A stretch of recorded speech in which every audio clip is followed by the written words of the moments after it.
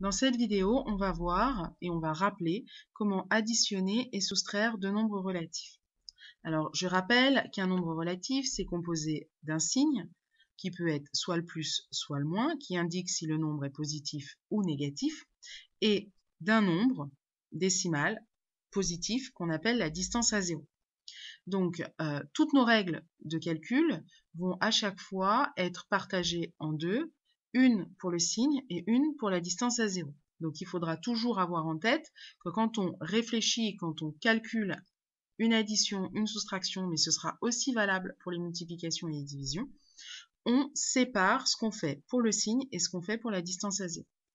Alors, pour additionner deux nombres de même signe, eh bien, on va commencer par écrire le signe des deux nombres, puisqu'il est commun aux deux nombres, et ensuite, on va calculer la somme des distances à zéro. Sur cet exemple, plus 4 plus 1, les deux nombres sont positifs, le résultat est donc positif. Puis j'additionne les distances à 0, 4 plus 1, 5, ça me donne plus 5. Dans cet exemple, moins 3,8 plus moins 3,2, moins 3,8 et moins 3,2 sont négatifs, donc le résultat va être négatif. Et j'additionne les distances à 0, 3,8 plus 3,2, ça fait 7. Le résultat, c'est moins 7. Voyons maintenant ce qui se passe quand on a deux nombres de signes différents, c'est-à-dire un positif et un négatif. Eh bien, on va choisir le signe du nombre qui a la plus grande distance à 0. Puis ensuite, on va calculer la différence des distances à 0.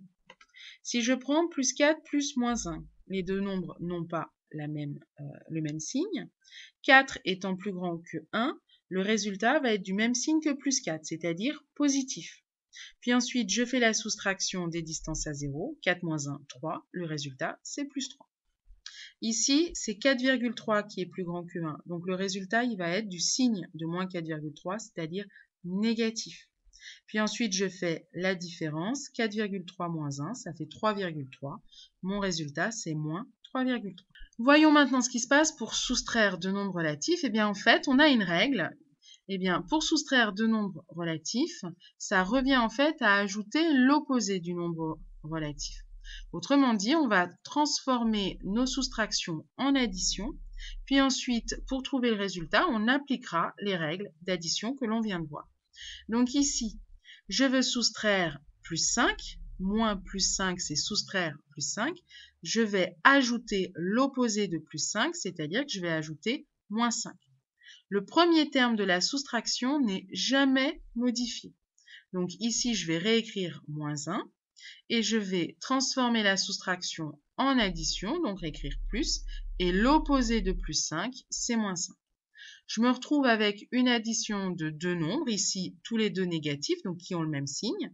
Je garde le signe des deux nombres et j'additionne les distances à 0, 1 plus 5, 6. Le résultat, c'est moins 6. J'ai plus 8 moins 7. Soustraire moins 7, ça revient à ajouter l'opposé de moins 7, donc plus 7.